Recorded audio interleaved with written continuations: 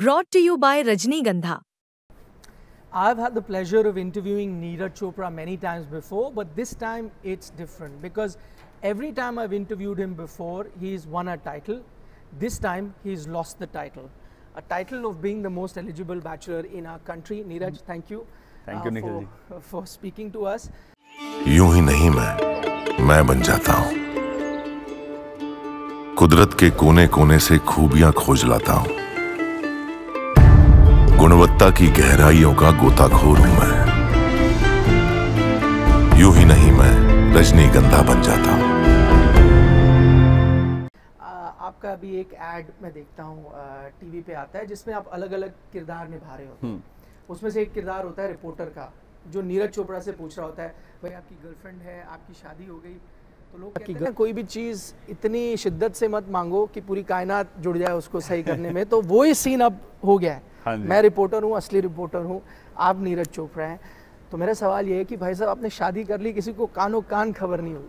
नहीं, खबर थी, काफ़ी लोगों को, फैमिली थी, जो क्लोज फ्रेंड्स थे, और वही था कि एक बार करके अच्छे से फिर सभी को किस तरीके से हम इनवाइट कर सकते हैं, क्योंकि ऐसा टाइम था कि मुझे ट्रेनिंग भी करनी थी, सीज़न भी स्टार्ट होना है फिर जल्दी, तो मैं ऑलरेडी मुझे लग रहा था कि ट्रेनिंग स्टार्ट करने जाना है। तो फिर यही सोचा कि हाँ, ये शायद से सीज़न के बाद में ही पॉसिबल हो पाएगा, क्योंकि सभी फिर काफ़ी टाइम लग जाएगा उसमें। तो नहीं, बिल्कुल पता था, और मैं सभी को ये कहना चाहूँगा कि जल्द ही सभी के साथ मिलना होगा। हाँ, नहीं, मैं इसलिए पूछ रहा था क्योंकि देखिए आप छोटे से गांव से आते हैं और गांव वगैरह में प्रथा होती है ना कि जब शादी होती है तो पूरे गांव को इनवाइट करना होता है। तो गांव वाले भी नाराज़ होंगे, आपने उनको कहा है नहीं अभी? नहीं, वो समझ गए, मतलब उनको पता है। हमने कभी भी कुछ भी किया है, जैसे सिस्टर की मैरिज हुई थी, टोक्यो ओलंपिक के बाद जब मेडल जीत के आए थे, तो तब भी हमेशा जब भी कोई फंक्शन करते हैं पूरे गाँव का या सभी का खाना करते हैं, तो उनको पता है कि ऐसे तो भागेंगे तो नहीं, पर वो बिल्कुल सभी से बात होगी है बाद में, जब भी नीरज फ्री होगा और हिमानी की भी क्लासेस ख़त्म हो जाएंगी, तो उसके बाद हम वो पूरा करेंगे। अच्छा, मैंने शुरुआत में कि मोस्ट एलिजिबल बैचलर का वो टैग आपसे चला गया है। वैसे ये एक हार है जिसमें हार की भी जीत है, लेकिन आपको पता है कितने दिल टूटे होंगे? कभी आपने इसके बारे में सोचा है? नहीं, मतलब वही है कि सभी को पता होता है, एक्सेप्ट करते हैं सभी कि नहीं, हाँ, जो भी अब है, जो सबकी अपनी पर्सनल लाइफ होती है, जिसको जो सही लगता है वो करते हैं। और बिल्कुल ये तो पता नहीं दिल टूटे होंगे या नहीं, बट हाँ, ये ज़रूर है कि सभी समझ जाते हैं कि हाँ, ये रियलिटी है और हाँ, यही है। तो ये कैसे हुआ? मतलब ये अरेंज मैरिज है, आप उनको जानते थे पहले से? नहीं, हाँ, मतलब जानते थे, और वो भी पूरा स्पोर्ट्स फैमिली से बिलोंग करते हैं। उनके फादर मदर वो पूरा कबड्डी प्लेयर रहे हैं, भाई रेसलर्स हैं, बॉक्सर्स हैं, वो खुद टेनिस प्लेयर रहे हैं। तो उसके बाद इंजरी होगी तो वो ज़्यादा पढ़ाई की तरफ ज़्यादा उन्होंने ध्यान देना शुरू कर दिया। तो पूरा फैमिली स्पोर्ट्स बैकग्राउंड से है, और मेरे स्टार्ट करने के बाद हमारी फैमिली भी एक स्पोर्ट्स फैमिली बन गई। तो ऐसी फैमिली का भी आपस में मिलना होता था कहीं जगह पे, जैसे उनका और हमारी बात ऐसे स्टार्ट हुई थी नॉर्मली एज एन एथलीट, तो फिर धीरे धीरे लगा और फिर ऐसे। हाँ, अच्छा, इंटरव्यू के शुरुआत में मैंने बात की वो ऐड के बारे में, उसी पे वापस जाऊँगा। कुछ चीज़ें जो मैंने देखी वो ये कि मैं नीरज को जानता था, बड़े ज़बरदस्त एथलीट हैं, पर पहली बार मुझे पता चला नीरज इतने अच्छे अदाकार भी हैं, इतने अच्छे कलाकार भी हैं, आप इतने अच्छे रोल वहाँ पर निभा रहे थे। कोई ऐसी चीज़ है जो नीरज चोपड़ा नहीं कर सकता? मुझे लगता था ये कैमरे के सामने शायद नहीं अपने आप को इजहार कर पाएंगे, पर उसमें भी आपने 90 मीटर फेंक ही दिया। कहाँ पे? एक्टिंग में। एक्टिंग में यार पता नहीं, मुझे ऐसा लगता है, अब काफ़ी लोग मुझे बोलते तो हैं कि हाँ एक्टिंग अच्छी की, पर स्टार्टिंग में काफ़ी चैलेंजिंग था। अभी थोड़ा बहुत कैमरा के सामने कॉन्फिडेंस आया है, और मैं कोशिश करता हूँ कि जो भी इस टाइम जो भी काम कर रहे हैं वो थोड़ा फोकस उस टाइम पे वहाँ पे रखें और अपना बेस्ट देने की कोशिश करें, क्योंकि करना तो है ही। अब अगर 8 घंटे शूट में देने हैं तो वो देने तो पड़ेंगे ही। अब वो चाहे आप ख़राब तरीके की वो एक्टिंग कर लो, फोकस ना करो, या फिर उसको अच्छे तरीके से कर लो। तो मैं कोशिश करता हूँ कि थोड़ा टाइम में कैमरा के साथ फ्रेंडली होके अभी मैं कोशिश कर लेता हूँ। पहले मुझे प्रॉब्लम रहती थी कि आसपास 50 लोग खड़े हैं, तो मैं बोल देता था डायरेक्टर के कि प्लीज़ मुझे थोड़ा सा, मुझे शर्म आ रही है, सभी लोग देख रहे हैं, तो मुझे थोड़ा सा वो चाहिए फ्री। तो लेकिन अभी थोड़ा बहुत एडजस्ट हो जाता है, और मैं कोशिश करता हूँ कि, और ये मैं अच्छा मानता हूँ कि मतलब अच्छा फील होता है कि हाँ, अगर आप सभी बोलते हैं कि मैं थोड़ा बेटर कर रहता हूँ, तो क्योंकि अच्छा है। नहीं, मैंने खुद ये चेंज नोटिस किया है। मतलब जब आप कॉमनवेल्थ में जीते थे तब से इंटरव्यू कर रहा हूँ, और मैंने ये देखा है कि मतलब वो एक जो शर्मीला सा एक नीरज चोपड़ा था, अब थोड़ा ज़्यादा कॉन्फिडेंट है। मतलब हाँ, धीरे धीरे मतलब वही एज बढ़ती है, एक्सपीरियंस बढ़ते हैं, और फिर गेम में भी अलग अलग जगह पे और अच्छी जगह पे compete किया, और ज़्यादा सेल्फ बिलीव बढ़ा, और कॉन्फिडेंस आता है। कॉन्फिडेंस ही सब कुछ है। और मुझे लगता है कि किसी भी फील्ड में जाएं, स्टार्टिंग में चैलेंज लगता है, फिर उसके बाद धीरे धीरे पता लग जाता है थोड़ा बहुत ही कैसे करना है। नहीं, एक और चीज़ मैंने देखी है, मुझे प्रेस कॉन्फ्रेंस याद आती थी जब नीरज कई बार कहते थे यार कोई हिंदी में भी पूछ लो मेरे से सवाल। अब वो भी परेशानी नहीं है, अब अंग्रेजी में भी।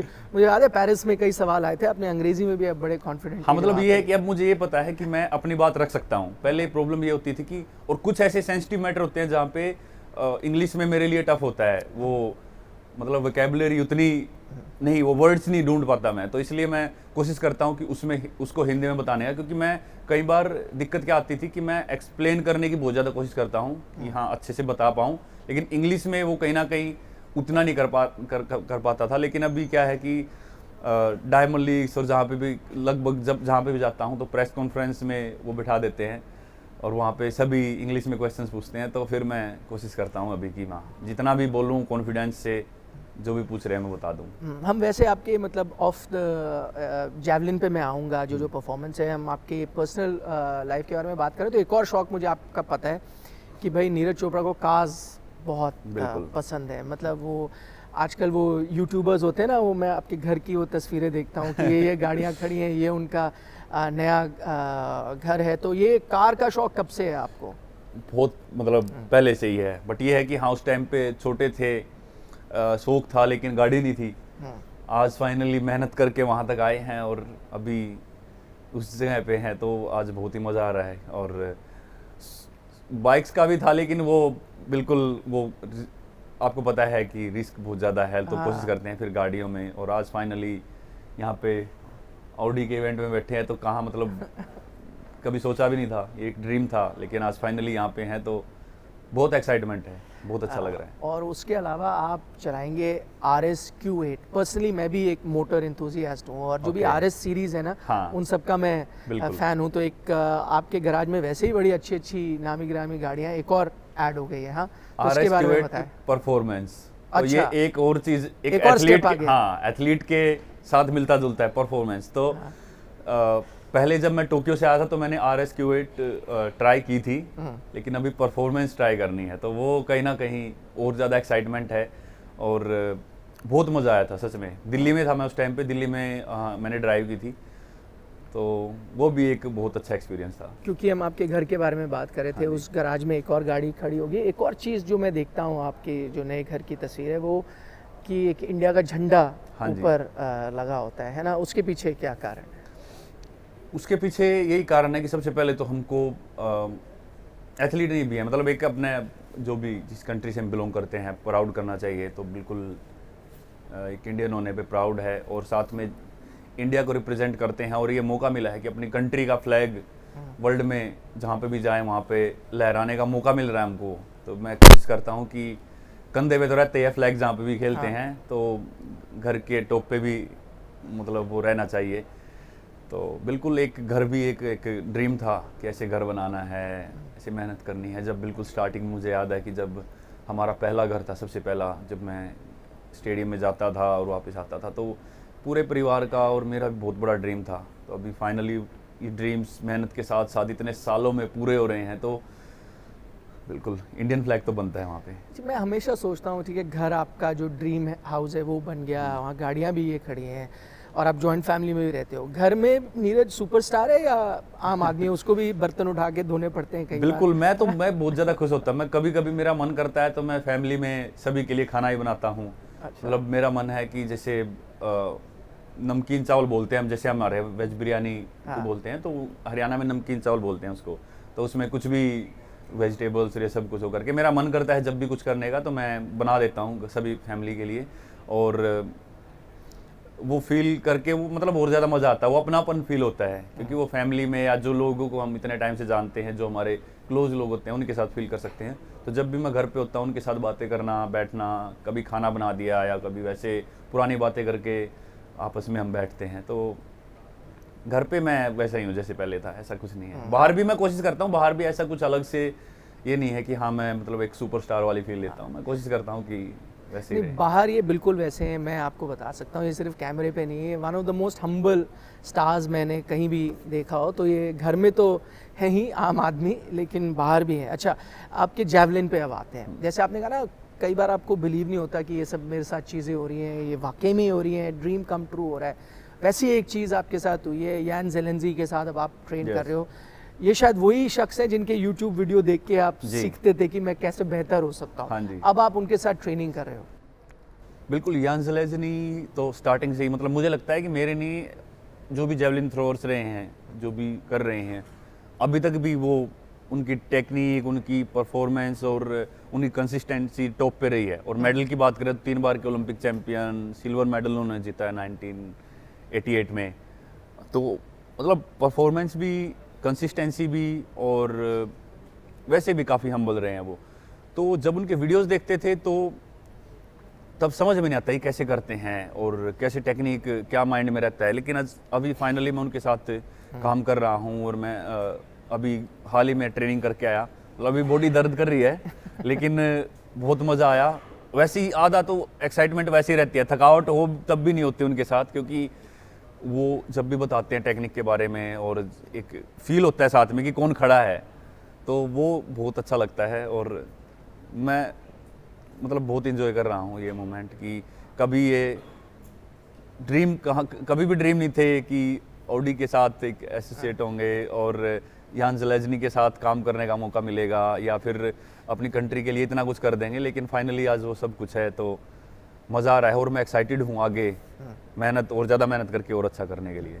आपकी ट्रेनिंग, क्योंकि अभी तो आपने शुरुआत ही की उनके साथ, एक वीडियो आया था और उसके ऊपर माइकल मजलमन हैं जो कि जैवलिन कोच भी हैं, इंडियन जैवलिन थ्रोअर्स के साथ काम भी करते हैं। उनका एक ट्वीट था, मैं पढ़ता हूँ। उन्होंने कहा कि आपके वो वीडियो के ऊपर उन्होंने लिखा कि we can see the changes, less rotation, more linear throw, left arm stage close. उनको लगता है 90+ इज कमिंग एनी टाइम। जी हाँ, तो आप इत्तेफाक रखते हैं उनके ये? हाँ बिल्कुल, वो उनको मैं जानता हूँ क्योंकि वो जो मेरे कोच थे ऑस्ट्रेलियन गैरी कैलवर्ट, वो अभी इस दुनिया में नहीं रहे, लेकिन उनके फ्रेंड हैं ये, तो तब से मैं जानता हूँ, थोड़ी बहुत बातें होती थी। तो ये भी काफ़ी डिटेल्स में इनको पता है जैवलिन के बारे में। और आपको मैं एक एक्साइटमेंट बात बताऊँ, वो पहला ही सेशन था मेरा यान ज़ेलेंस्की के साथ। अच्छा। तो वो पहले ही सेशन में वो जो थोड़ी बहुत मिस्टेक्स, जो टेक्निक में थोड़ा बहुत उनको लगता था कि मैं चेंजेस कर सकता हूँ, बिल्कुल नो डाउट क्लाउस बार्टनिच के साथ, उनके साथ काम करके बहुत मज़ा आया और हमने उनके उसमें अलग काम किया। लेकिन इनका कुछ टेक्निक्स को लेके अपना एक अलग नज़रिया है और ये चाहते हैं कि ये चीज़ें मैं करूँ तो काफ़ी हेल्प मिलेगी। तो वो मैं चेंजेस में, अच्छी बात यह है कि मैं वो जो बता रहे थे मैं धीरे धीरे पकड़ पा रहा था। तो ट्रेनिंग के टाइम पूरा फोकस रखता हूँ और ये चेंजेस जो हैं, जो ये भी बता रहे हैं, तो अगर ये कंपटीशन थ्रो में आ जाए तो बिल्कुल वो। और काफ़ी मिस्टेक उन्होंने मेरी बताई कि मैं बहुत ही लो थ्रो कर रहा था पेरिस में भी, या फिर मैं ज़्यादा लेफ्ट में गिर जाता हूँ। तो काफ़ी चीज़ें हैं जो इम्प्रूव करने की हैं, वो इम्प्रूव होंगी तो बिल्कुल सब कुछ अच्छा हो जाएगा। मुझे पता नहीं आप ये तंग आ गए उस सवाल से लेके, क्योंकि वो आगे भी लिखते हैं 90+। पता नहीं कितनी बार आपने ये सुना? नहीं, ये मुझे लगता है कि ये मैंने कोचेज से भी पूछा है, ये मेरा भी खुद का मानना है कि 90 से ज़्यादा उस टाइम पे मैटर, बिल्कुल 90 मीटर बहुत ज़रूरी है, लेकिन मुझे लगता है कि उससे ज़्यादा ज़रूरी है कि आप किसी बड़े कंपटीशन में गए और वहाँ पे चैंपियंस के बीच से, जो ऑलरेडी 90 क्रॉस कर चुके हैं, उनके बीच से आप गोल्ड निकाल के ला रहे हो। वो मेरे लिए सबसे ज़्यादा ज़रूरी बात होती है, क्योंकि अगर आप 90 मीटर मार के मेडल आउट हो, क्योंकि अभी स्टैंडर्ड बहुत है, और अगर सभी ने उस टाइम 90 लगा दिया और आप भी 90 लगा के वहाँ पे मेडल नहीं ले पाए, तो उस 90 का कोई फ़ायदा नहीं है। मैं बिल्कुल 90 मारना चाहूँगा, और मैं 90 नहीं, मैं 90 और ज़्यादा, थोड़े 2-3 स्टेप ऊपर। तो और वो सभी को बिलीव है, क्लाउस कोच को भी बिलीव था, यान ज़ेलेंस्की को भी बिलीव है कि वो चीज़ें जो थोड़ी बहुत मिस्टेक्स हैं, जो लाइन है जैवलिन की, वो परफेक्ट हो जाए तो वो निकलेगी, थ्रो पक्का जाएगी। और मैं पर्सनली मतलब इस चीज़ को उतना ज़्यादा वो नहीं मानता हूँ, मैं जो प्रोसेस है उस पर बिलीव करता हूँ कि जो मेरी मेहनत है वो अच्छी चल रही है, मुझे अपना 100% देना है। अब उस 100% में वो 89 जाए, 88 जाए, क्योंकि वहाँ पे जो ऑलरेडी 90 क्रॉस कर चुके हैं, वो अगर कंडीशंस सही नहीं है तो वहाँ पे वो भी कम थ्रो में रहते हैं।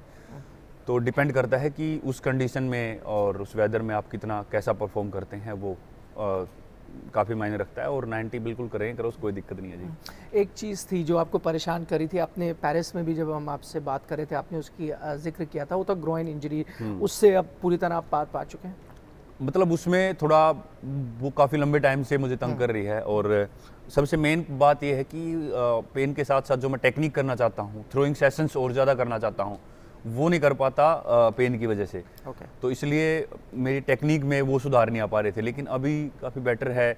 मैं प्राग भी गया था, यान ज़ेलेज़नी के काफ़ी पुराने जो उनके डॉक्टर रहे हैं, उन्होंने उनके साथ काम किया है, तो उनसे बातें की, उन्होंने कुछ एक्सरसाइज बताई है, तो वो एक्सरसाइज मैं अभी कंटिन्यू कर रहा हूँ। तो होपफुली ऐसा लग रहा है कि ये चीज़ से भी हमको राहत रहेगी और मैं अपना टेक्निक पे और थ्रोइंग पे और ज़्यादा फोकस कर पाऊँगा। एक चीज़ मैंने आपके इंटरव्यू में एक सुनी थी, आपने कहा कि मैंने जब पेरिस में सिल्वर जीता तो लोगों को लगा अरे एक और फेलियर आ गया ये। आपको ऐसा क्यों लगा? क्योंकि इंडिया ने तो वो सिल्वर भी बहुत अच्छे से सेलिब्रेट किया, या आपको लगता है आपने स्टैंडर्ड ही एक ऐसा सेट कर दिया है कि अब मतलब वही, हाँ वो वही बोल रहे हैं सभी कि मतलब वो गोल्ड की आदत पड़ गई है ना। मतलब जब खासकर जब भी गेम्स में खेल रहा हूँ मैं, सबसे पहला कॉमनवेल्थ गेम्स था और दोनों Asian games, south Asian games, Olympic games, तो सभी में मतलब गोल्ड ही रहा है। तो ये पहली बार अभी ओलंपिक्स में गए थे तो वो सिल्वर था। लेकिन मैं ऐसा बोलना चाहूँगा कि जो मेरा स्टार्टिंग थी सीजन की, मैं दोहा खेला, फिर उसके बाद मैं फेडरेशन कप खेला था इंडिया में, तो वहाँ पे मैंने 82 मीटर कुछ थ्रो किया था और मैं अपनी फिटनेस इतना अच्छा महसूस नहीं कर रहा था। मुझे फिर से वो थोड़ा ग्रोइन का थोड़ा इशू लग रहा था और फिर मुझे ओस्ट्रावा में कम्पीट करना था, तो वो मैंने कैंसिल किया क्योंकि मैं इतना कॉन्फिडेंट फील नहीं कर रहा। लेकिन उस वहाँ से लेके और जो मेरा ओलंपिक तक का बीच का टाइम था, मतलब मैं पर्सनली काफ़ी खुश हूँ कि मैं वहाँ पे 89 भी कर पाया, क्योंकि मैं काफ़ी स्ट्रगल कर रहा था, मेरे इतने सेशंस नहीं हुए थे थ्रो के, टेक्निकली इतना काम हो नहीं पाया था। तो फिर भी वहाँ पे क्वालिफिकेशन में और फाइनल में दोनों में 89 थी। वो कंसिस्टेंसी, मतलब उससे मैं काफ़ी खुश था। पर हाँ, वही है कि हाँ, सभी को गोल्ड की आदत पड़ी हुई थी, तो वो एक कहीं ना कहीं सभी के माइंड में था और नेशनल एंथम का सभी के उसमें था। पर कोई बात नहीं, मैं उस टाइम पे वो चीज़ अलग तरह से फील होती है क्योंकि एफर्ट लगा के आए हैं और एकदम हमारी बात हुई थी बाहर निकल के। लेकिन अभी मैं समझता हूँ कि हाँ, वो टाइम भी जो मैंने कवर किया और वो थ्रो जो मैंने वापस 89 मिनट प्लस के थ्रो लगाए, उसके बाद मैं लॉज़ान डायमंड लीग भी खेला, वहाँ पे भी 89 प्लस थ्रो था।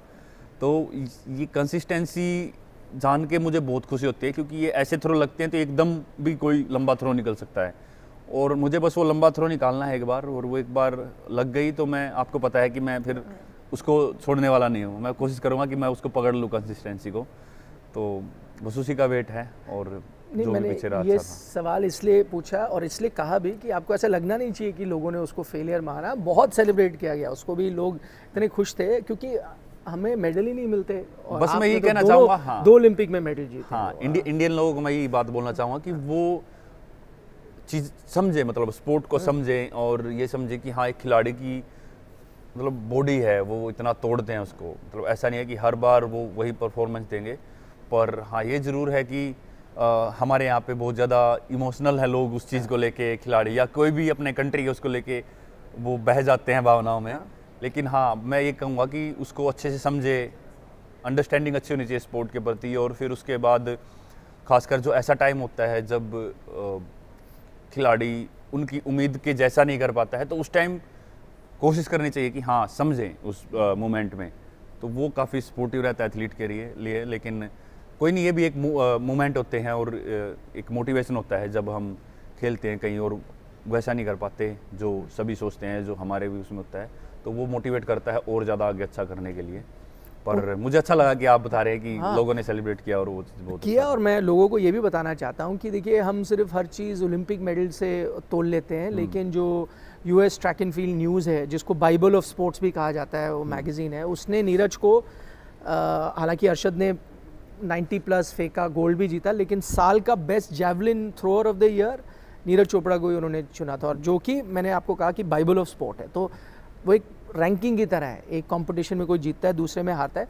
सवाल मेरा आपसे, क्योंकि अरशद का मैंने जिक्र किया, तब भी मैंने आपसे बात की थी, लेकिन तब इतनी हबड़ा तबड़ी थी, सुबह के 4 बज रहे थे, इतना टाइम भी नहीं मिल पाया। मैं जानना चाहता हूँ, मैं भी वो स्टैंड से देख रहा था, उसके थ्रो के बारे में जानना चाहता हूँ। हम तो मतलब जैसे वो हक्के बक्के रह गए ना, शौक से हो गए थे, क्योंकि वो एक अंडरडॉग था। हाँ जी। हम बाकियों के बारे में बात कर रहे थे, वो एक अंडरडॉग था और फिर वो उस तरह का थ्रो फेंकता है। आपको एज अ कंपेटिटर, आप उसको सालों से भी जानते हैं, वो सरप्राइज था या आपको पता था नहीं ये इसमें वो काबिलियत है, ये फेंकेगा? नहीं, थ्रो तो अच्छी करता था अरशद, मतलब सही कर लेता लगभग, लेकिन हाँ ये कहीं ना कहीं काफ़ी सरप्राइजिंग था सभी के लिए, इतना लंबा थ्रो। जैसा मैं बोलता हूँ जेवलिन में निकल जाता है एकदम, और कोई दिन एथलीट के लिए परफेक्ट डे होता है, तो अरशद के लिए परफेक्ट डे था। लाइन, टेक्निक सब कुछ बहुत अच्छा आ रहा था, अच्छी प्रिपरेशन की थी, बढ़िया। जो टेर्सियस कोच का जिनका मैंने नाम लिया, वहाँ पे भी वो ट्रेनिंग करके आया था साउथ अफ्रीका में, और पूरा जो सीज़न ओपनिंग रहती है एथलीट की, वो बोलते हैं कि उस टाइम पे काफ़ी अच्छी परफॉर्मेंस आने के चांस हैं। जैसे आप देखोगे दोहा में या सीज़न की ओपनिंग होती है, वहाँ पे एथलीट्स ज़्यादा लंबे थ्रो करते हैं। Correct. तो अरशद का सीज़न ओपनिंग ही बिल्कुल पेरिस के 1 महीने या उसके पहले था, पेरिस डायमंड लीग में, तो वो भी एक प्लस पॉइंट रहा कि वो पूरा फ्रेश था और वो इतना लंबा थ्रो एकदम निकला।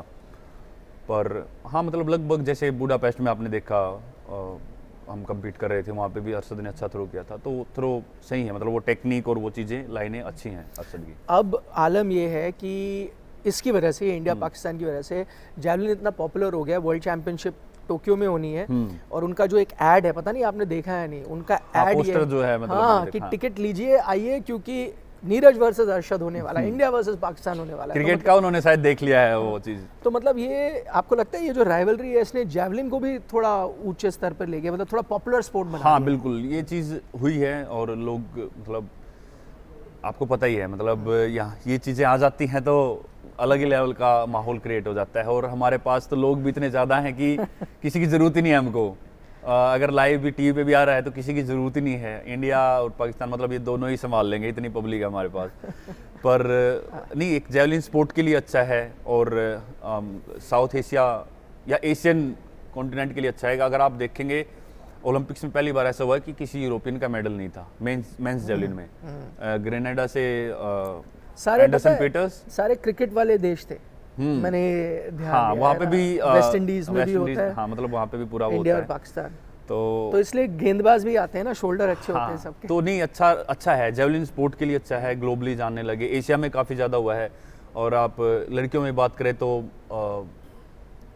हरुका किटागुची जो जापान से है, लड़कियों में भी उनका गोल्ड था एशिया से, मतलब, और पिछले टोक्यो में भी ऐसे हुआ था, तो चाइनीज़ का शायद गोल्ड था लड़कियों में, और अपना मेंस में था। तो अभी सभी तरफ जा रहा है जेवलिन। पहले यूरोपियन कॉन्टिनेंट का होता था, अभी सभी डोमिनेट कर रहे हैं। तो ये एक अच्छा है कि इंटरनेशनल इवेंट बन गया है, और ज़्यादा लोग जानने लगे हैं। जब भी हम कहीं कम्पीट करते हैं तो जेवलिन को और ज़्यादा फॉलो करते हैं।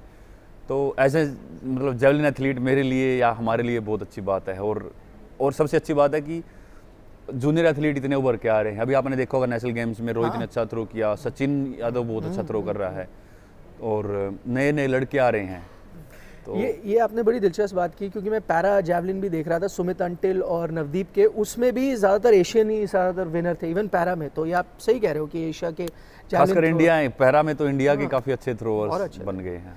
तो मैं यही, मेरा अगला सवाल था, आखिरी चंद सवाल है कि ये आपने सचिन यादव के बारे में बात की, और भी कई हैं, पहले डीपी मनु रहे हैं, उसके साथ जीना भी हैं। तो सचिन यादव के बारे में खासतौर पर इसलिए चर्चा हो रही है, 6 फीट 5 इंच के हैं, हाँ। और 84 मीटर प्लस अभी इस बार उन्होंने फेंका। उनके बारे में आप क्या कहते हैं? मेरा मानना ये है कि सचिन, मतलब, बहुत ही अच्छा टैलेंटेड लड़का है, और अच्छे से टेक्निक पे और सभी चीज़ों पे काम करे, क्योंकि फिजिक इतनी अच्छी है, और अच्छा थ्रो करता है, फास्ट आर्म है, तो वो बहुत अच्छी थ्रो कर सकता है। और मैं चाहता हूँ कि हमारे इंडिया से ही ऐसे थ्रोअर निकल के आएँ कि हमारा डोमेस्टिक कंपटीशन इतना ज़्यादा होना चाहिए। जैसे जर्मनी में आप देखोगे, एक टाइम पे Johannes Vetter, Thomas Rohler, Andreas Hofmann, Julian Weber, और एक और लड़का था लार्स हैमन करके, तो इनका डोमेस्टिक कंपटीशन इतना टफ था कि ये सभी 90 क्रॉस कर रहे थे, कोई 89 मीटर कर रहा है, 88 कर रहा है। तो ये जब इंटरनेशनल में जाते थे तो वहाँ पे फर्स्ट सेकंड थर्ड ही होते थे लगभग काफ़ी जगह। तो काफ़ी डायमंड लीग्स में ऐसे हुआ है कि मैंने नेशनल रिकॉर्ड किया था 87 समथिंग, और मुझे लगा कि आज तो डायमंड लीग में शायद पोजीशन कुछ ना कुछ आ जाएगी, लेकिन इन्होंने सभी ने 90 क्रॉस कर दिया। तो मतलब वो चीज़ मैं चाहता हूँ कि इंडिया में वो चीज़ आए, क्योंकि ऑलरेडी हमने लास्ट ईयर में शायद 9 थ्रोवर थे जिन्होंने 80 क्रॉस किया। तो वो मैं चाहता हूँ कि डोमेस्टिक कंपटीशन इतना ज़्यादा हो और इंडिया के जेवलिन थ्रोअर इतने निकल के आएँ कि हम वर्ल्ड में जैसे बुडापेस्ट में हम बेस्ट 6 में थे, तो बेस्ट 3 वाला भी मैं कभी ना कभी देखना चाहता हूँ। मेरे साथ रहे तो और अच्छा है, अगर मैं ना भी हूँ आगे हमारा फ्यूचर जेल में इतना अच्छा हो। पर मैं बहुत ज़्यादा खुश होता हूँ जब भी कोई लड़का या लड़की जेवलिन में मतलब बहुत अच्छे परफॉर्म करते हैं। नहीं, आप नहीं, पूरा देश खुश होता है और कहीं ना कहीं इसमें नीरज चोपड़ा का योगदान है। वो कहते हैं ना, पावर ऑफ वन।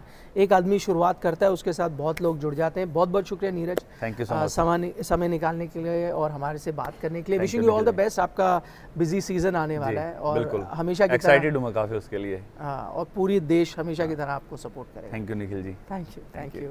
स्पोर्ट्स की खबरें ढूंढ रहे हो तो इधर उधर क्या देख रहे हो? चलो फटाफट से स्पोर्ट्स तक को सब्सक्राइब करो और हाँ, जो घंटी नजर आ रही है फटाफट से बिना देरी किए इस पर क्लिक करो।